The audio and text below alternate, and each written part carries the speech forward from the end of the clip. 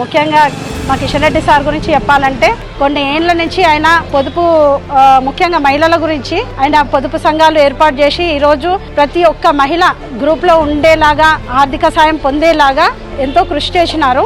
Skills centres tailoring కానీ అదేంటిది బ్యూటిషియన్కి మగ్గం వర్కులు ప్రతి ఒక్క మహిళ అంబర్పేటలో ఉన్న మ్యాక్సిమం మహిళలు ఇందులో నేర్చుకొని స్వయంగా ఉపాధి పొందుతున్నారు. 2014 నుంచి మోడీ గవర్నమెంట్ వచ్చిన తర్వాత ఇండియాలో చాలా మార్పులు జరిగినాయి. ఎకనామికల్గా కానీ, అగ్రికల్చర్ కానీ, సెక్యూరిటీ వైజ్ కానీ, డిమానిటైజేషన్ కానీ, డిజిటలైజేషన్ కానీ అన్ని రకాలుగా ఇండియా ఒక డైరెక్షన్లో ముందుకు సాగుతుంది.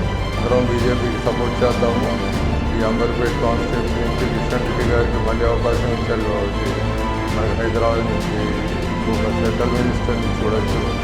ఈసారి నేను ఆశిస్తుంది ఏంటంటే కిషన్ రెడ్డి గారికి క్యాబినెట్ మినిస్టర్ ఇస్తారని ఆశిస్తున్నాను.